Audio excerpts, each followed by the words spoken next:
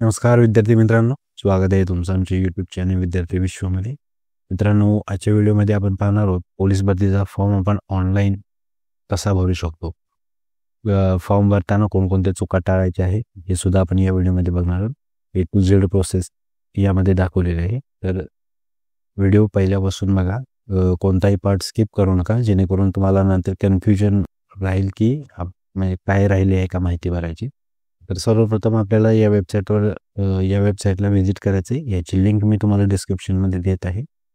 त्याचबरोबर या वेबसाईटला व्हिजिट केल्यानंतर तुम्हाला इथे असा इंटरफेस ओपन होईल. यामध्ये अर्ज सुरू होण्याची तारीख, बंद होण्याची तारीख, तसेच जाहिरात आहे. अर्जासाठी सूचना सुद्धा दिलेल्या आहेत. जाहिरातीवर जर तुम्ही क्लिक केलं तर तुम्हाला इथे कोणकोणत्या पदासाठीची जी जाहिरात आहे आणि ते कोणकोणत्या सिटी म्हणजे कोणकोणत्या शहरात या पोलीस कॉन्स्टेबलच्या जागा कोणकोणत्या शहरासाठी आहेत हे सुद्धा इथे दाखवलेले आहे. त्याचबरोबर जर कॉन्स्टेबल ड्रायव्हरच्या जर बघितलं तर तुम्ही या सिटीसाठी आहेत. त्याच्यानंतर जर SRPF जर बघितलं तर यामध्ये आहे पुणे, नागपूर, दौंड वगैरे आहे या गोष्टी. त्यानंतर पोलीस बॅट्समनसाठी जर तुम्ही बघा तर इतक्या सिटी आहेत. त्यानंतर प्रिझन कॉन्स्टेबलसाठी फक्त 4 ठिकाणे आहे, मुंबई, पुणे, नागपूर, नाशिक या 4 ठिकाणी फक्त प्रिझन कॉन्स्टेबलसाठी आहे. तर आपण जर पोलीस कॉन्स्टेबल क्लिक केलं तर इथं तुम्हाला वेगवेगळ्या, जसं तुम्ही आता हिंगोलीचं बघितलं तर तुम्हाला इथे जाहिरात येऊन जाईल. मी ते डाउनलोड करून जाहिरात डिटेल बघू शकता. कोणत्या कॅटेगरीला किती जागा आहेत हे सगळे यामध्ये तुम्हाला सांगितलं जाईल. त्यानंतर आपल्याला परत मुख्य पृष्ठावर यायचं आहे. मुख्य पृष्ठावर आल्यानंतर आपल्याला इथे जर तुम्ही ऑलरेडी युजर नेम तुम्ही जर तयार केलेला असेल तर तुम्ही युजर नेम आणि पासवर्ड वापरून तुम्ही इथे लॉग इन करू शकता. आपल्याला नवीन नोंदणी करा या आपल्या टॅबवर क्लिक करायचं आहे. यावर क्लिक केल्यानंतर तुमच्यासमोर असा इंटरफेस ओपन होईल. तर मित्रांनो, एक महत्त्वाची सूचना देतो. तुमचा आधार कार्डला जो मोबाईल नंबर लिंक आहे तो तुमचा चालू असणे गरजेचं आहे. त्याच्यावर रिचार्ज असणे गरजेचं आहे, कारण त्याच्यावर OTP येणार आहे. तर आपल्याला इथे आपला आधार नंबर टाकायचा आहे. त्यानंतर आपल्याला जनरेट OTP या टॅबवर क्लिक करायचं आहे. OTP सेंड केल्यानंतर तुमच्यासमोर असा इंटरफेस येईल. OTP has been send to registered mobile successfully. ओकेवर क्लिक करायचं आहे. आणि आपला जो आधार OTP आपल्या आधार लिंक असलेल्या मोबाईल नंबरला आलेला आहे तो आपल्याला इथे टाकायचा आहे. आणि आपल्याला व्हेरीफाय OTP या टॅबवर क्लिक करायचं आहे.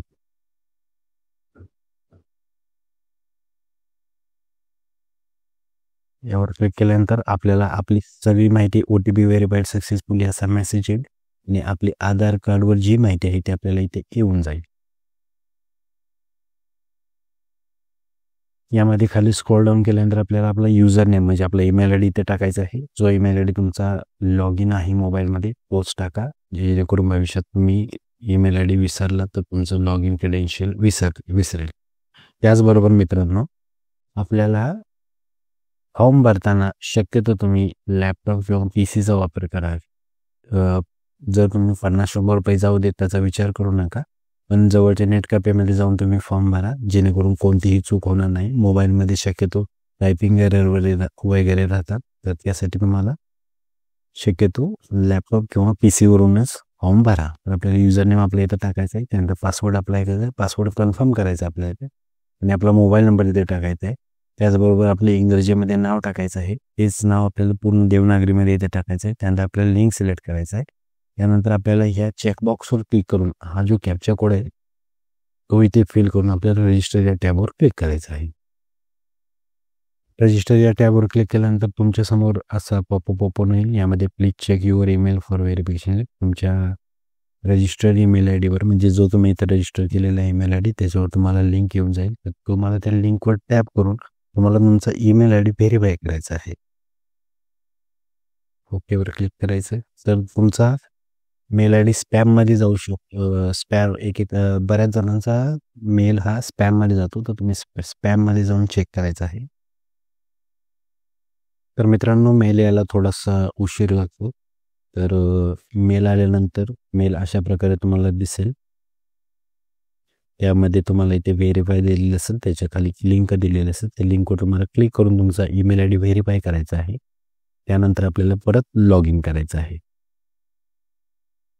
लॉग इन केल्यानंतर तुमच्यासमोर असा इंटरफेस ओपन होईल. यामध्ये तुमचा आधार तपशील, आधार कार्डला जो फोटो तुमचा अपडेटेड आहे तो इथे लेफ्ट साईडला येईल. त्यानंतर तुमचा आधार क्रमांक येईल, नाव जे आधार कार्डवर जे आहे ते, त्यानंतर तुमचं जे जेंडर आहे ते, त्यानंतर जन्मतारीख आणि रजिस्ट्रेशनमध्ये तुम्ही जी माहिती टाकली ते. तुमचं आधारचं नाव रजिस्ट्रेशनचं नाव सेम असलं पाहिजे.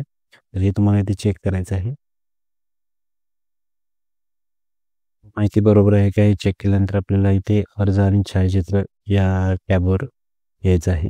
तर इथे तुमचा कर्सर ठेवायचा आहे. त्यानंतर इथं पदासाठी अर्ज करा या टॅबवर आपल्याला क्लिक करायचं आहे. पदासाठी अर्ज करा या टॅबवर क्लिक केल्यानंतर आपल्यासमोर इंटरफेस ओपन होईल. यामध्ये तुम्ही वैयक्तिक तपशील, आरक्षण तपशील, संपर्क तपशील, इतर तपशील आणि शैक्षणिक तपशील हे आपल्याला 5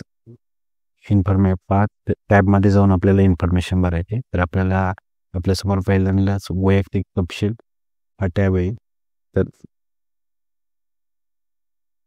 तर खाली स्क्रोल डाऊन करायचं आहे. त्यानंतर आपल्याला इथे स्वतःचे नाव इंग्रजीमध्ये, वडिलांचे नाव, जर ज्या महिलांचं लग्न झाल्यानंतर नाव बदललेलं आहे, ज्यांच्याकडे गॅजेट आहे, अशाने आपल्या पतीचे नाव टाकायचे आहे. त्यानंतर आपलं आडनाव टाकायचं आहे, आईचे नाव टाकायचे आहे. त्याचबरोबर ही जी इंग्रजीमध्ये भरलेली जी माहिती आहे ती आपल्याला देवनागरी म्हणजे मराठीमध्ये आपल्याला इथे भरायची आहे. त्यानंतर आपल्याला इथे पद सिलेक्ट करायचं. आपण कोणत्या पदासाठी अप्लाय करतो हे आपल्याला सिलेक्ट करायचं आहे.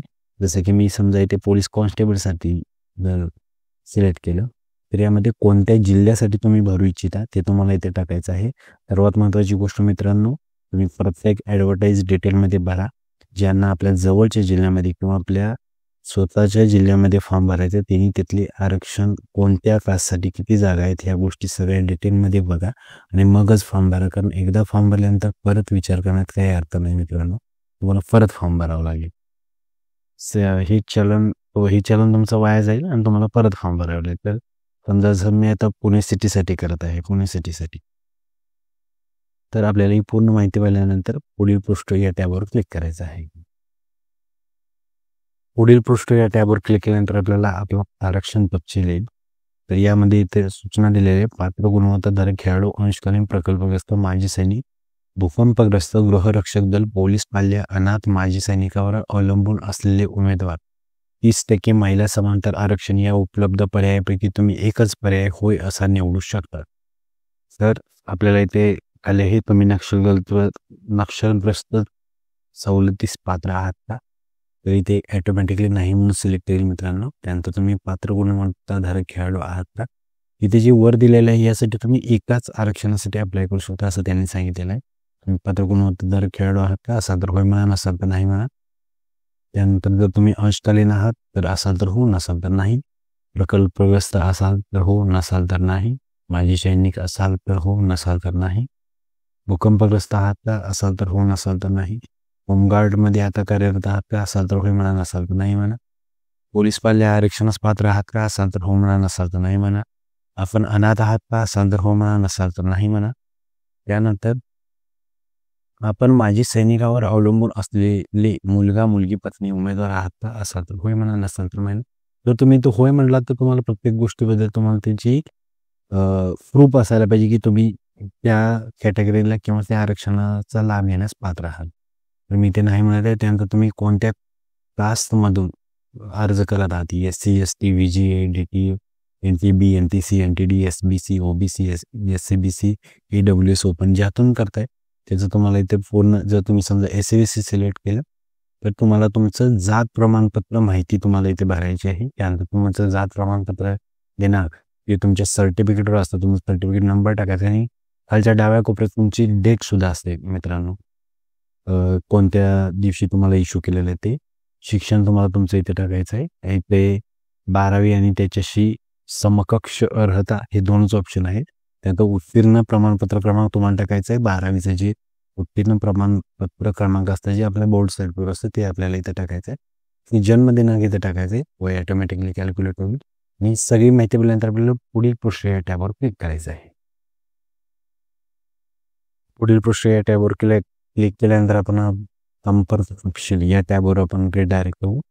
यामध्ये आपल्याला संपर्कासाठीचा पत्ता म्हणजेच घरचा पत्ता, त्यानंतर आपला राज्य, जिल्हा, तालुका, मुक्काम पोस्ट, पिनकोड या सगळ्या गोष्टी भरायच्या आहेत. आणि जर समजा तुमचा सध्याचा राहण्याचा आणि तुमचा कायमचा पत्ता जर सेम असेल तर आपल्याला इथे स्थायी निवासी तपशील आणि संपर्कासाठीचा पत्ता एकच आहे या चेकबॉक्सवर क्लिक करायचं आहे, जेणेकरून तुमचा जो इथे टाकलेला पत्ता आहे तो ऑटोमॅटिकली खाली फिल होऊन जाईल किंवा तो हाच पत्ता तुमचा परमनंट ॲड्रेस आणि रेस्पॉन्स ॲड्रेस असं समजला जाईल.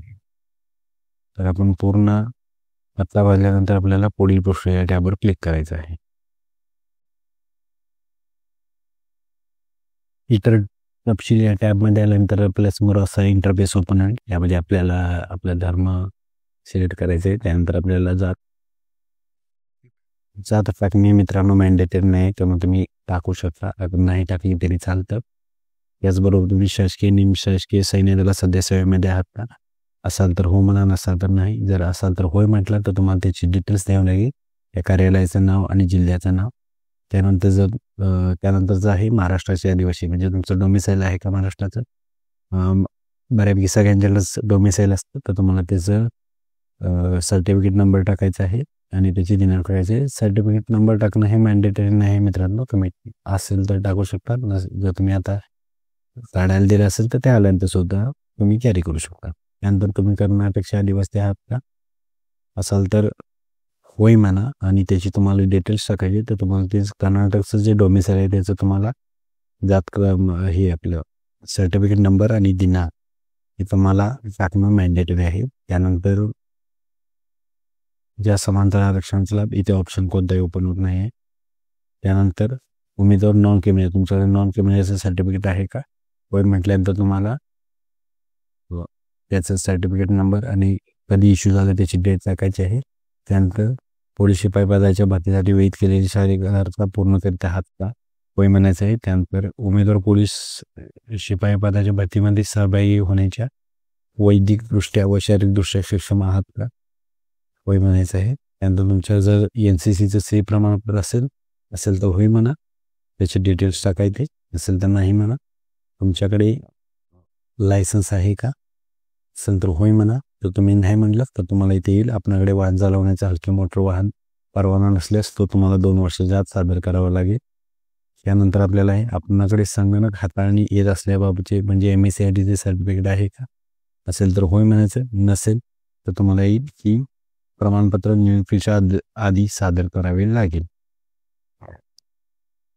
त्याचबरोबर आपण आत्महत्याग्रस्त शेतकऱ्याचे आई किंवा वडील म्हणजे कोणाच्या आई किंवा वडिलांनी आत्महत्या केलेली आहे असे शेतकऱ्याचे पाल्य असाल तर तुम्हाला असाल तर होय म्हटल्यानंतर तुम्हाला इथे त्याची माहिती टाकायची आहे.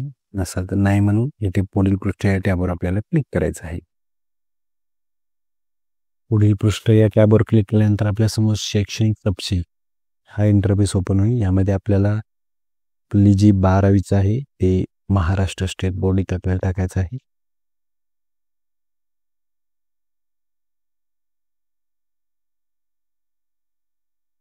त्यानंतर आपल्याला पास सिलेक्ट करायचं आहे. निकालाचं आपले जे वर्ष आहे ते आपल्याला इथे टाकायचे.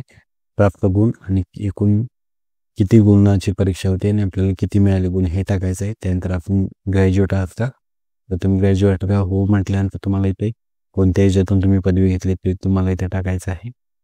त्यानंतर आपण पदव्युत्तर म्हणजे पोस्ट ग्रॅज्युएट आहात का तर होय म्हटलं तर आपल्याला कशातून पोस्ट ग्रॅज्युएट केले ते टाकायचं आहे.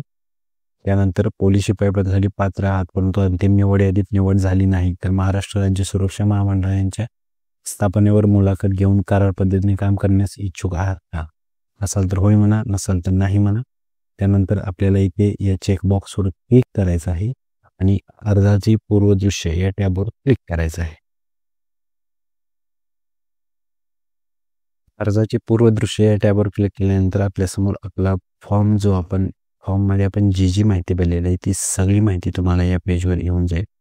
तर आपल्याला आपली माहिती एकदा इथे चेक करायची आहे. पण जी माहिती भरलेली आहे, जी प्रमाणपत्र क्रमांक वगैरे जे काही भरलेलं आहे ते बरोबर आहे की आपल्याला इथे चेक करायचं आहे.